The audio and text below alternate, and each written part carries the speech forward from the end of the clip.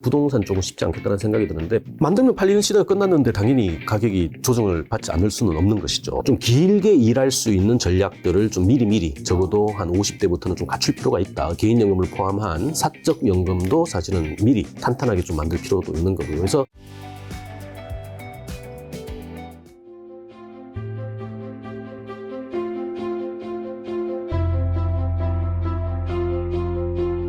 인구 변화로 우리나라 자산 시장도 굉장히 많이 재편될 것 같은데, 제가 알기로 우리나라의 자산의 한 70%가 부동산인데 이런 자산 구조에도 변화가 좀 올까요? 당연히 오겠죠. 근데 우리가 이제 부동산 워낙 민감한 이슈라 가지고 물론 많은 전제가 또 당연히 붙어야 되는 상황입니다. 그럼에도 불구하고 이제 사개님을 전제로 얘기를 한다면 만들면 팔리는 시대가 끝났는데 당연히 가격이 조정을 받지 않을 수는 없는 것이죠. 그렇죠. 근데 문제는 이제 선호도나 이런 것들이 이제 차별적이다 보니까 양극화는 아마 벌어질 것이다라는 생각들을 합니다. 기본적으로 사실은 우리가 알고 있는 우리 뭐 아파트라고 표현한다면 신도시가 되겠습니다만 신도시는 조금 쉽지 않을 거예요. 왜냐하면 그러니까 끊임없이 서울로 인구가 늘어오는 걸 전제로 해가지고 만드는 게 신도시란 말이죠. 근데 지금 서울 인구는 930만까지 줄어들었습니다. 물론 뭐 실제 인구는 더 삽니다만 그렇게 놓고 본다면 과거 이제 확장적인 방식으로서 인구 공급이 끊긴 상황에서 지금처럼 뚝딱 지어서 만들어내는 고밀층의 압축형의 고밀도의 신도시형은 설명력이 조금 줄어들겠죠. 그러니까 그렇게 놓고 본다면 사실 부동산 쪽은 쉽지 않겠다는 생각이 드는데 반대로 얘기하면 금융 쪽은 굉장히 큰 시장이 만들어질 수도 있습니다. 아까 얘기한 스톡과 플로우가 합쳐지는 방식으로서의 금융은 굉장히 큰 시장이 만들어져요. 우리 보험도 큰 시장이 되고 투자와 관련되어 있는 시장도 큽니다. 은행은 조금 힘들 거예요. 힘듭니다만 우리 2시장, 3시장이라고 표현하는 금융과 소위 이제 증권이라든가 보험 같은 경우에는 굉장히 빨리 커질 수밖에 없고요. 특히나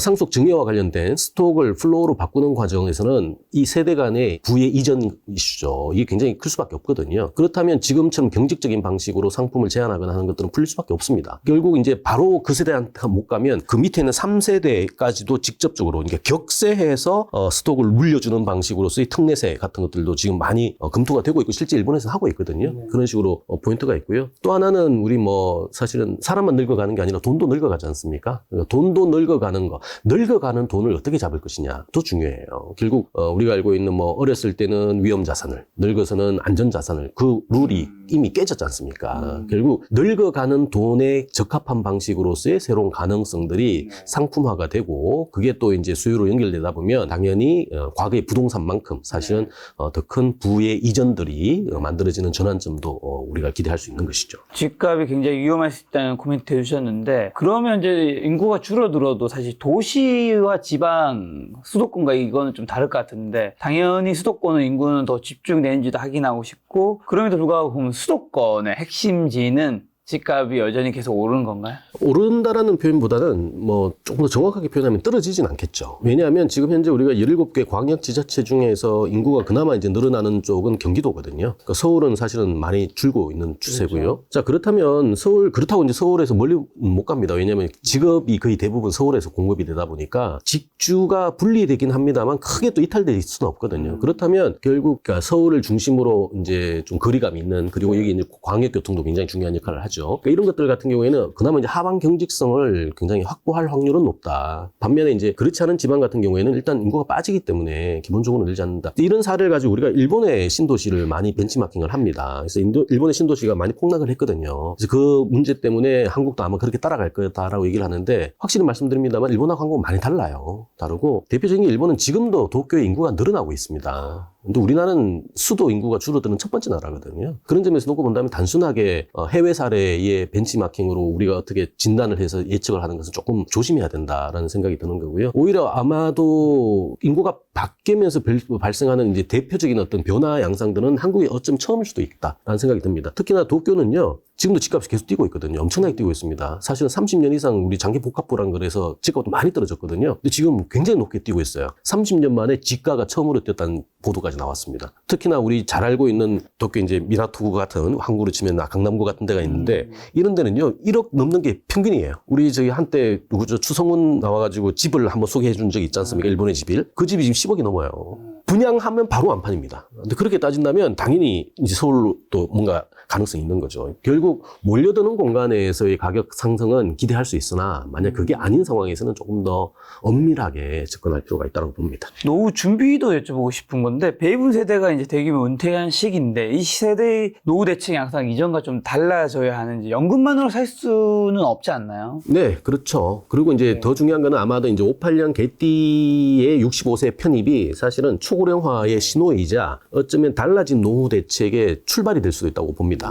왜냐하면 기본적으로 한 30년 이상을 살아가야 된다는 것을 이제 몸으로 직접 체감하기 시작한 세대가 이제 등장을 한 거거든요. 자, 결국 뭐냐면 노후 대책의 핵심은 오늘까지 일하시고 새벽에 돌아가시면 가장 좋은 거거든요. 결국 뭐냐면 근로소득이 그러니까 유지가 된다면 가장 좋은 거예요. 근데 우리가 사실은 60세다, 뭐 65세다 해서 이제 특정한 연령이 되면 근로 현장에서 이탈하는 정년제를 가지고 있는 사회다 보니까 이런 문제가 발생합니다만 앞으로 이거 없어질 거거든요. 혹은 늘어날 겁니다. 그 얘기는 기본적으로 노후 대책의 한 포인트로서 사실상 연금 의존성 플러스 우리가 가장 큰 기대감이죠. 바로 근로소득의 유지가 굉장히 클 것 같아요. 그래서 좀 길게 일할 수 있는 전략들을 좀 미리 적어도 한 50대부터는 좀 갖출 필요가 있다. 어차피 사회도 그렇게 갈 수밖에 없는 구조가 만들어질 거고요. 더 오래 일해야 된다는 거네요. 그렇죠. 그러려면 또 건강 관리도 해야 되는 관리도 해야 되는 거고요. 특히 연금도 줄어들 수밖에 없는 구조거든요. 그렇다면 이 공적연금뿐만이 아니라 개인연금을 포함한 사적연금도 사실은 조금 더 미리 탄탄하게 좀 만들 필요도 있는 거고요. 그래서 노후 소득과 관련돼 있는 다각적인 포트폴리오를 좀 미리 만들 필요가 있다라는 거고요. 가능하시다면 뭐 자산소득 같은 것들도 굉장히 필요한 상황들이 지금 도래하고 있다고 봅니다. 그리고 아까 전에 처음에 이제 네 가지 비즈니스 모델 중에서 이제 첫 번째가 집을 이제 못 사는 이제 젊은 청년들 저축도 이제 과거 대비해서는 안 한다 말씀해 주셨는데 그럼 그분들의 나중에 노후는 사실 그런 것들을 부모님 세대가 있으니까 약간 커버해 주는 것도 있잖아요. 사실 뭐 어떤 인생을 어떻게 살지는 뭐 각자의 자유이 남이니까 우리가 존중한다고 하지만 실제로 내가 뭐 같은 가족이 되거나 배우자가 되거나 하면 그거는 나에게도 현실이니까 그거는 이제 세상에서 노후가 되기 힘들 수도 있지 않을까. 영원히 일할 수 있는 건 아니니까. 그렇죠. 사실은 뭐 우리가 인생 마지막은 늘 혼자죠. 그건 맞는데 그 혼자가 되는 과정 안에서 우리는 대전제 고정관념이 뭐냐면 가족이라는 거예요. 그렇죠. 그러다 보니까 가족은 복지의 가장 중요한 출발이자 어쩌면 인생을 살아가는 굉장히 큰 가치 중심이 됐고 소비도 반드시 그런 식으로 발생을 하는 건데 지금 1인 가구가 40% 넘어요. 이제 그러니까 표준 모델 자체가 이제 달라졌습니다. 우리가 이제 가족을 너무 당연히 생각하는데요. 가족을 전제로 깔고 모든 것들을 이제 만들다 보니까 사실 그런 이슈가 발생을 했는데 지금은 가족을 만들기 어려운 상황이잖아요. 그게 지금 벌써 42% 3%에 달하는 1인 가구가 등장을 했고 생애 비혼율 남자가 벌써 30% 육박했고요. 근데 지금 우리 MZ 세대들은 이게 비율이 더 높아질 세대들이거든요. 결국 얘기인즉슨 혼자 그러니까 나홀로의 노후가 표준 모델이 될 거예요. 그렇다면 그 노후와 관련되어 있는 여러 가지 욕구라든가 수요 같은 것들이 가족이 아닌 다른 방식으로 공급을 받고 또 소비를 해야 되는 현실이 발생을 하는 거거든요. 그렇다면 질서 자체가 새롭게 재편된다는 것은 의미해요. 따라서 우리가 알고 있는 사실 새로운 거는 굉장히 낯설거든요. 그러니까 낯선 거에 대해서 너무 경원시할 게 아니라 42% 3%의 1인 가구가 의미하는 바 어차피 앞으로 더 늘어날 수밖에 없고 이들이 기존에 이제 가족에게서 얻었던 방식으로서의 가능성들을 더 이상 의지할 수 없는 상황이라면 그것들을 공급할 수 있는 새로운 체계들과 관련된 이슈를 따져가야 되겠죠. 집도 마찬가지 그런 이슈로 아마 정리를 하신다면 그래도 좀 뚜렷한 결과가 좀 보이지 않을까 싶네요. 인구 감소 부위 대전환의 마지막에 이제 미래 인구 10대 트렌드가 있는데 그게 이제 인생 득도, 유연 직장, 비용 압박, 모계사회, 남성 약화, 평생 싱글, 노후 대비, 은퇴 반발, 도시 집중, 노인표로 이미지 뜨는 것처럼 있을 텐데 뭐 자세한 건 여러분이 책을 보시면 되는데 이 중에서 제가 궁금한 거 세 가지만 여쭤볼게요. 비용 압박이랑 모계사회랑 남성 약화는 어떤 의미죠? 모계사회랑 남성 약화는 뭐 약간 연결되는 것 같기도 하고요. 비용 압박은요 기본적으로 생존 원가 커지고 있다라는 겁니다. 결국 이게 과거에 이제 가족으로 이제 설명을 한다면 이런 거죠. 그러니까 가족이 있었기 때문에 사실은 소비하지 않아도 되는 일들이 많았죠. 대표적인 뭐 간병도 마찬가지고요. 근데 지금은 그렇죠. 그게 없으니까 간병 다 시장에서 구매해야 됩니다. 비용 압박은 굉장히 커지고 있어요. 특히나 서울은 소득은 늘지 않는데 비용은 굉장히 높잖아요. 이런 걸 스태그플레이션이라고 표현하는데 스태그는 해결 방법이 없어요.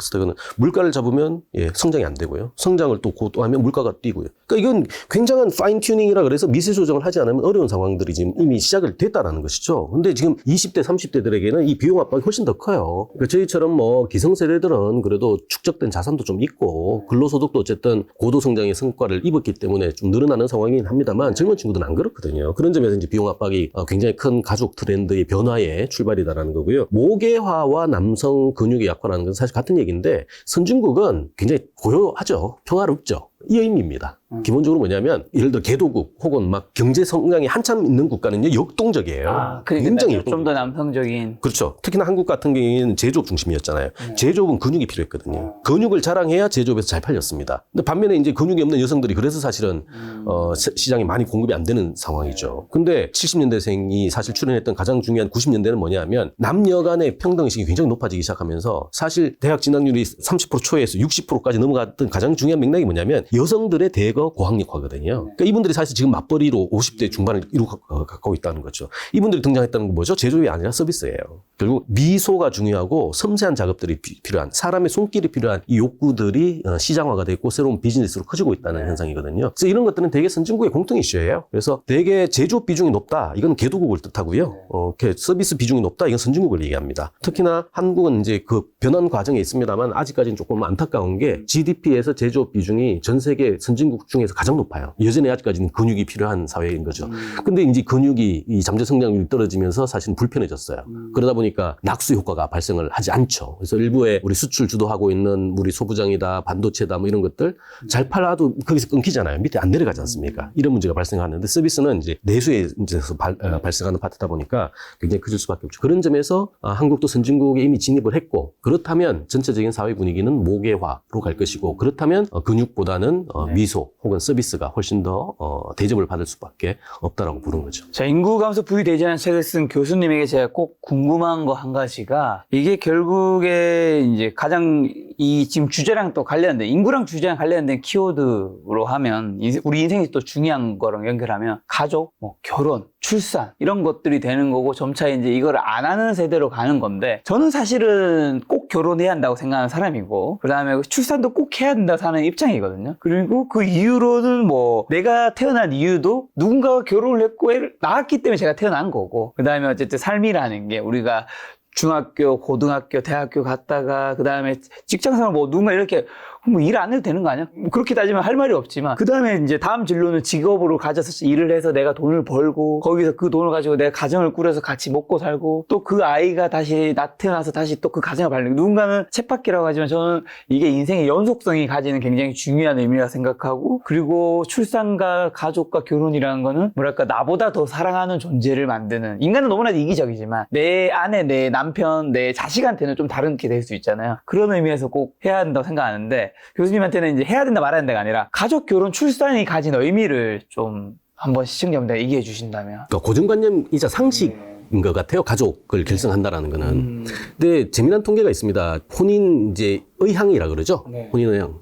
사실 며칠 전에 또 발표가 됐습니다만 결혼 희망과 관련되어 있는 그 조사를 하면 20대 높아요. 그러니까 결혼하고 싶어 합니다. 김 작가님처럼. 근데 문제는 현실은? 그건 맞아요. 좀 안타깝죠. 뭐. 그렇죠. 그러니까 지향성은 있는데 현실이 잘 안 되는 거예요. 이 미스매칭이. 금전적인 거겠죠. 그렇죠. 그런 이슈가 가장 큰 거죠. 금전적인 이슈, 그다음 가치관의 변화도 사실 좀 있는 거고요. 자, 문제는 이런 단절이 발생하는 거가 어떤 영향력을 가져가느냐라는 건데 사실 우리 상식을 다 깨고 있습니다. 기본적으로. 그러니까 상식이 깨지는데 시장이 재편되지 않을 리도 없는 거고요. 기업의 비즈니스도 바뀔 수밖에 없는 거예요. 결국 우리가 0.6이든 0.7이든 출산율에 함몰되어 있는 경향성이 강한데 그 바로 다음 이슈가 바로 가족이라는 거거든요. 그러니까 가족이 전제돼서 만들어진 사회 질서가 결국에는 유지가 되지 않는다는 것을 의미해요. 작게는 사실은 가족의 문제입니다만 조금 크게 얘기하면 가족이 모여서 우리 사회를 구성하는 거거든요. 사회를 작동시키는 방식이 우리 생산이자 소비일 수도 있는 거고 경제일 수도 있고 정치일 수도 있는 것인데 이 기본 틀이 지금 흔들리고 있는 거예요. 그런 점에서 놓고 본다면 이거는 나와는 인구 문제가 아무 상관없어라는 그런 식의 자세가 아니고요. 어쩌면 나의 그 오늘의 이 이슈가 전부 다 인구 구조의 변화에서부터 다 연결이 된다라고 생각하시는 게 더 옳다라는 거고요. 그런 점에서 놓고 본다면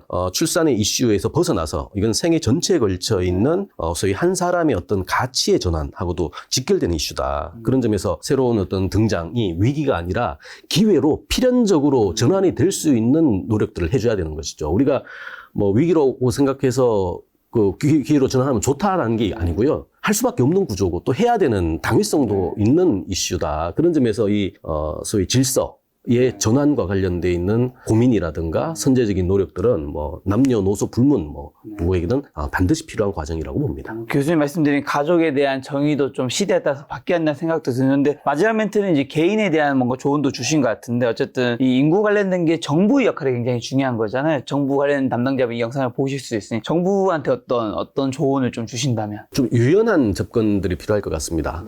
기본적으로 사실은 정부의 존재 이유도 사회가 지속돼야 되는 거잖아요. 지금까지 많은 노력을 했고 또 효과도 뭐 없었다고는 얘기할 수 없습니다만 사실 가성비는 조금 떨어졌던 것 같은 진실이거든요. 그렇다면 조금 더 유연하게 접근해서 사회 전체의 멤버십이 가동될 수 있도록 기업에게도 많은 기회를 주고요. 시장도 새롭게 좀 조성도 하고요. 더 중요한 거는 교육과 관련돼 있는 체계를 바꿔서 우리 고비용 구조의 대학 구조가 아니라도 인생을 행복하게 살 수 있다라는 다양한 어떤 가치 전환들 이런 작업들에 대해서 조금 더 열린 마음으로 정책들을 좀 재편을 하고 실제 많은 당사자들이 편입돼서 고민할 수 있는 노력들이 좀 필요하다고 봅니다. 알겠습니다. 교수님이 출간하신 책, 요 책 인구 감소 부의 대전환 책을 보시면서 인구 감소가 되는 시대에 부의 좀 기회를 발견할 수 있는 시간이 되었으면 좋겠다는 생각 들었습니다. 교수님과는 또 다음번에 좋은 시간 마련하도록 하겠습니다. 오늘 만나는 손님은 전영수 교수님이었습니다. 지금까지 소중한 시간 함께해 주셔서 정말 감사합니다. 오늘도 김 작가였습니다. 고생 많으셨습니다. 고맙습니다.